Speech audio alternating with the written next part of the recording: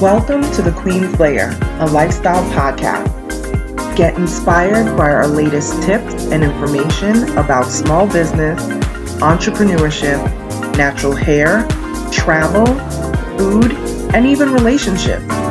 Stay tuned for another great episode. I am your host, Renee Patrice.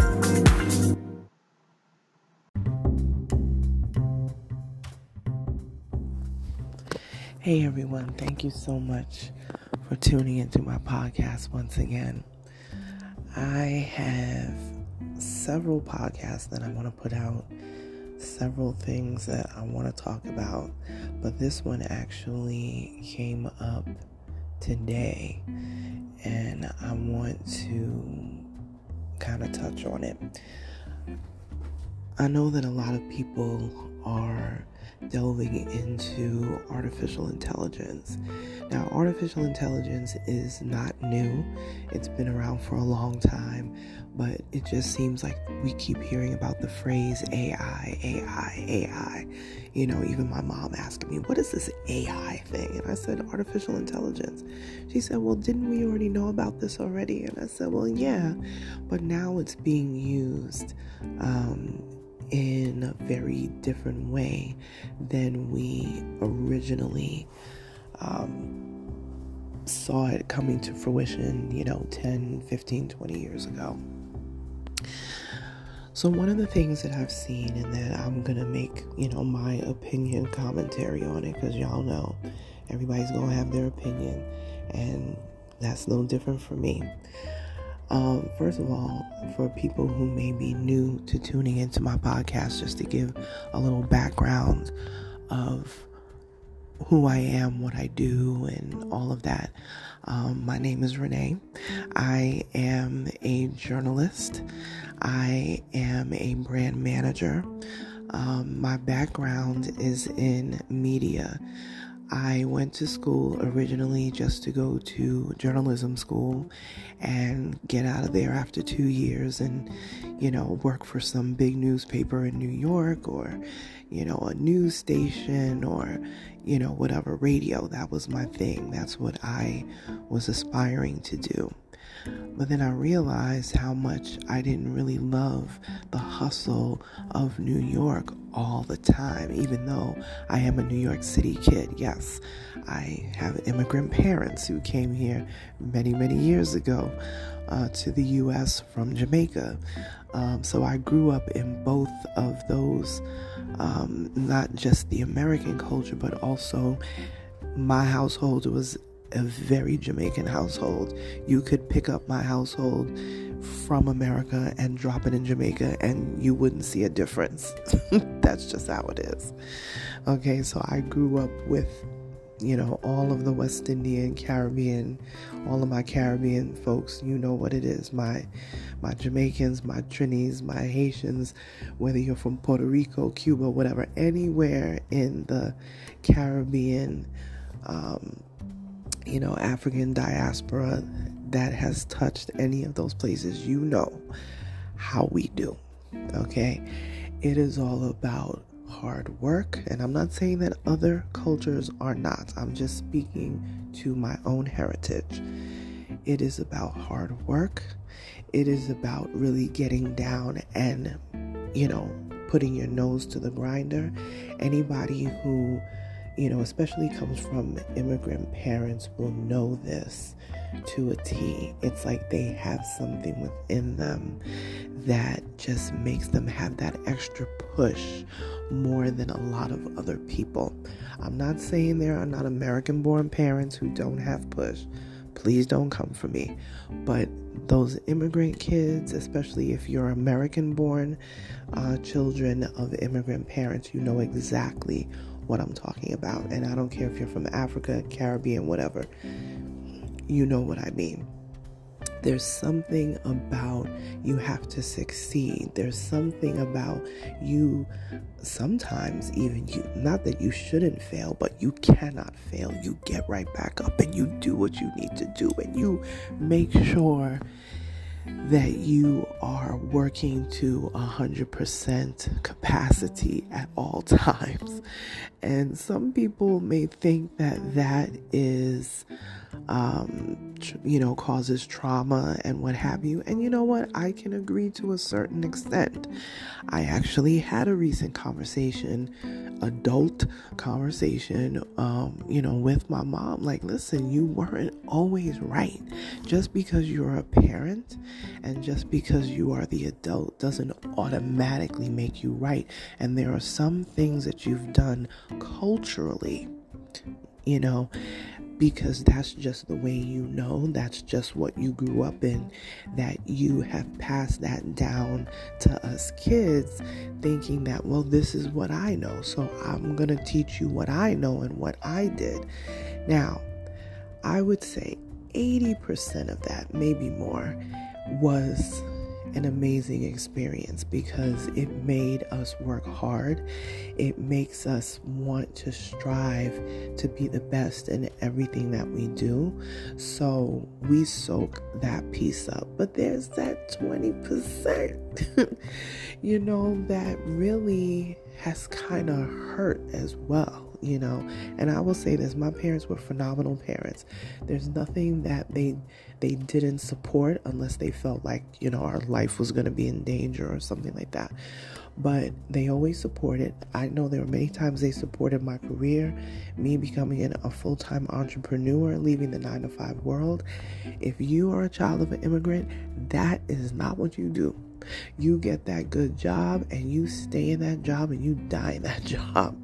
Now that doesn't mean you don't have side hustles, because we all know immigrants always got a side hustle somewhere, But even growing up as a kid, I always saw that hard work. So circling back now to the artificial intelligence, this is the epitome of work smarter, not harder, right? Because AI allows you to, I don't want to say so much cut corners, but it allows you to not have to stress yourself into having to come up with all this copy and all of this wording. You can put in your bullet points of the things that you would like to do or cover or explain in your writing or your book or your one sheet or whatever it is that you're creating, and AI will spit back out at you this eloquently, arranged wording. The issue that I have as a pencil and paper trained journalist, because that is what I am. I was doing all of this before social media was a thing. I was doing all of this before there was, even the web. Email. I remember when email began. I remember when email was only inter-office email. You couldn't email someone outside of your office. And I remember when that came to fruition, over 30 years ago. So I understand the brick and mortar build, and I also understand the tech side. And I am definitely a tech lover. Anything that you can use to make your job easier, anything that you can do to, enhance what you're doing is amazing. But I do believe that there are some fundamental things that you should do just because it will teach you the proper way of creating. It will teach you the proper way of, making something come together from nothing. Not everything in life is a button to press. I'll say this. Not everything in life should be a button to press. and then presto bango, it's done. This is not the Jetsons. And actually, it's so funny. I saw a meme about the Jetsons, and they were like, man, the Jetsons were really predicting. They were talking to people on the screen, which is what we know as Zoom today. They had cars, that ran on electricity, which we have today. So it's so funny that, we were seeing this unfolding because, of course, the powers that be knew this was coming, down the road. But I don't want people to get so caught up with artificial intelligence that they forget to use their own intelligence. Is that mean to say? Well, hopefully people won't be upset about it, but, use your own intelligence. Work through a problem as best as you can, and just let AI be a tool. Because what I'm seeing is people are using AI to replace what they would do on their own. They're not just using AI as a tool, they're using it as a complete replacement. And the reason why I know it's problematic, this is one of the reasons why I know it's problematic, is because a lot of schools, a lot of higher learning institutions, high schools and the like, are really beginning to crack down and monitor when students are writing papers and they're handing in their work, because sometimes they're just typing in the bullet points into one of the AI tools out there, and there's so many. There's ChatGPT, there's Manjul, there's so many different ones, and there's Bard, which I think actually has changed now to Gemini and all this sort of stuff. Again, I don't have anything against AI as an enhancement, as a tool that can help you. But once it starts doing the work for you, therein lies the problem, in my opinion. Because you have to understand fundamental things.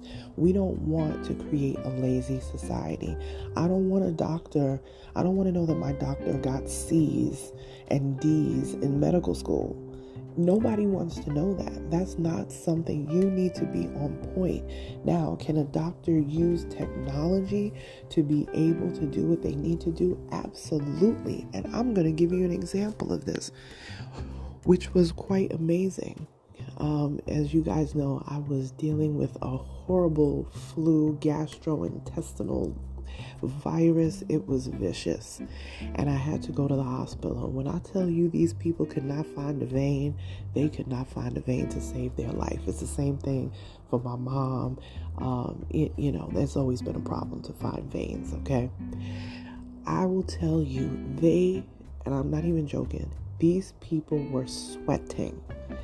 5 different combination of doctors and nurses worked on me for 20 minutes to find a vein because they needed to give me nutrients and things intravenously, okay? Because I was in so much turmoil and pain, and they got to get an IV running so they can give you the medicines and the things that you need.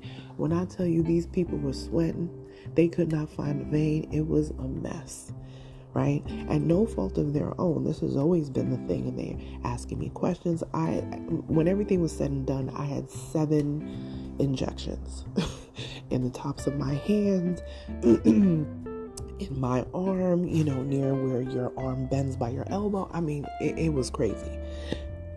Excuse me. I'm still getting rid of the last of this flu virus cold thing, so bear with me. But finally, another doctor came in and said, okay, we're going to have to get the ultrasound machine. And I'm saying, ultrasound? What's going on? So what they did was they brought in an ultrasound machine, and what they do is they hook it up so that they can be able to see that needle that they're trying to pierce you with to start the IV is hooked up to the ultrasound. So when they are in and under your skin trying to find a vein, they can see it up on the screen much clearer, because obviously they can't see through your skin to be able to find the vein, because the vein is not, popping up the way that it needs to. It was incredible. But what I loved is that they worked on me, I want to say 20 minutes or a little more, because they would rather do it the natural way rather than go artificial intelligence, because that's just what you do. And I feel like, I wouldn't want to know that a doctor immediately brings in well, we're not going to look for a vein. Because it keeps you fresh in your skills. And when you're treating patients, okay, now I'm all for things. Now, if you're looking at it from the standpoint of having children, I support IVF, I support surrogacy, all of that. But any doctor, any OBGYN that is worth their salt is going to want you to do it naturally, which is why they will exhaust every possibility and do all the tests, because they want you to be able to carry naturally, because really that's the goal, right? But where IVF comes in, where surrogacy comes in, it comes in at a time when you have exhausted all the possibilities. And then, and only then, is when, in my opinion, I feel like that should be used. Because now we don't want to put you in a position where if you're unable to carry a child in a healthy way, we don't want to put the mother, the potential mother, in any type of danger. And there are beautiful, beautiful souls out there who give of their womb to be able to, carry and incubate just the most beautiful, beautiful children for couples who are unable to do it naturally.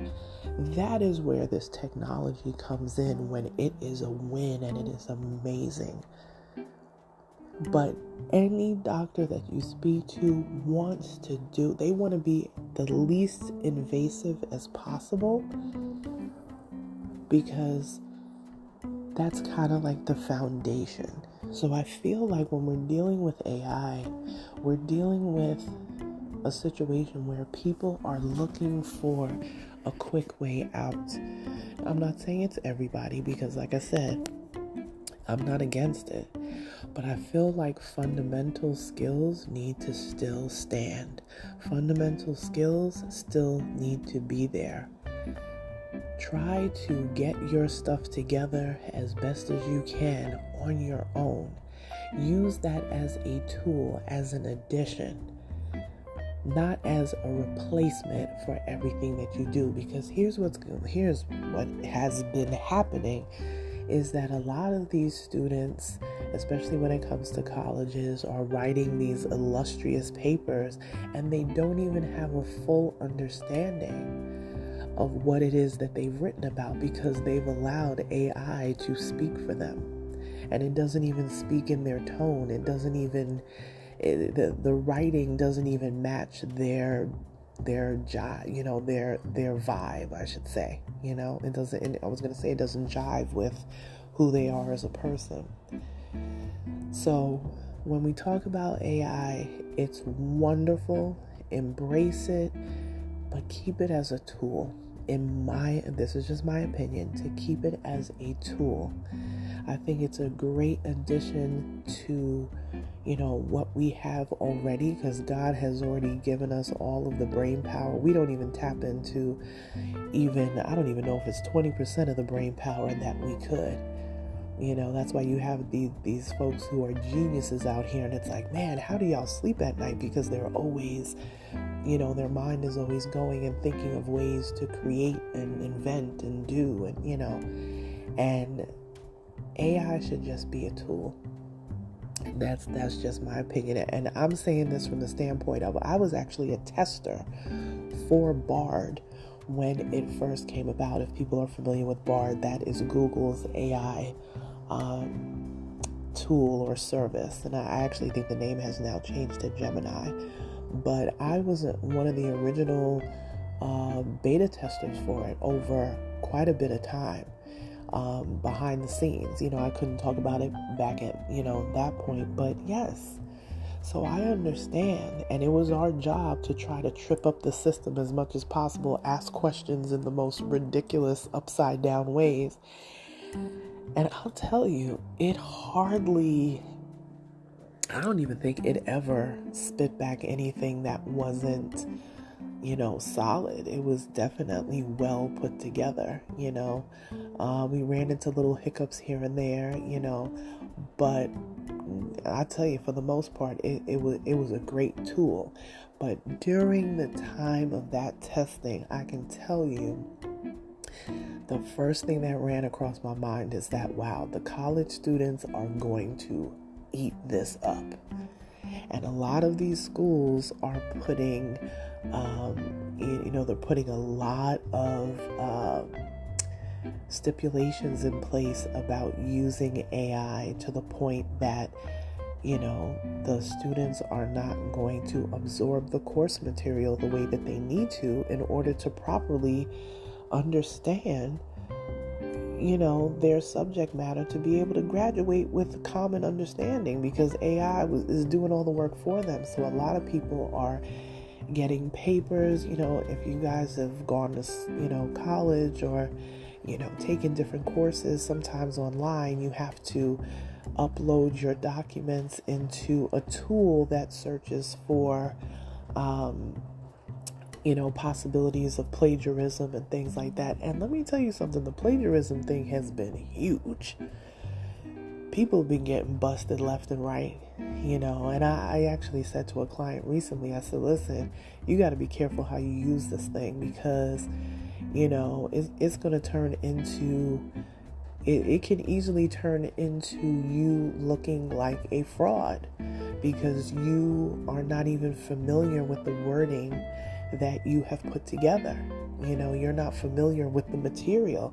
And one thing I've seen is it has a lot of people writing about things and subject matters that they have no clue about, that they've done no research on. So now when you sit on a panel and somebody comes and asks you a question, you can't really intelligently answer it, because you really haven't researched and learned the root of the subject matter, because you've allowed AI to do all the work. Instead of it being an enhancement, you've allowed it to do all the work. Even in one of my entrepreneurship circles, excuse me, there was a young lady who was going to do a TED Talk, and she was approved, to do the TED Talk. And then she was, I guess, filling out her paperwork and, all that stuff. And I think one of the questions was, did you have anybody help you with this information? Because they want to know that the information that you're going to speak about in your TED Talk is organic. And it is something that you came up with. It is not something that you copied from somewhere. It must be original. It hasn't been previously printed anywhere, all that sort of stuff. And, what ended up happening is, because her mentor that she was working with, to put all the stuff together, was actually an employee of an AI company. And can you imagine that eliminated her, that took her out of the running? Not even the running, she was already approved. That they basically rescinded her TED Talk for it. Now I will tell you, that was so hurtful when she posted a note about it, because, she had announced that she was going to be doing a TED Talk, and we were all like, oh, that's awesome, and for her to come back and say that, and here's another thing too, the thing that tells me that this is so serious and that they're not playing no type of games is because, people were asking her, were you allowed to appeal? And she said no. TED Talk said absolutely not. They didn't even allow her an appeal. So in their eyes, they're seeing this as a no-go, right? So again, I'm not against AI. I think it's a wonderful tool, but let it be that. Just like you have all these different tools in your toolbox, you got, you have a screwdriver, you have a hammer, you've got an Allen wrench. They're just tools. They're just tools, and use it that way, but learn the fundamentals so that no one could ever come back to you and be like, well, what's this, and this, and you're not able to answer because you really didn't study whatever the subject matter was. So AI is amazing. I hope that it continues to grow, but I hope that it will become something that will be very helpful for people that maybe struggle to write papers or to put together whatever it is that they're going to use AI for. But as a tool, just in my opinion, I feel it needs to be more looked at as a tool than a replacement. That's my commentary on AI. But okay, you guys, if you want to find me, I am online. Instagram is probably where I am most of the time, at Onyx Queen Media. I'll talk to you guys soon. Bye.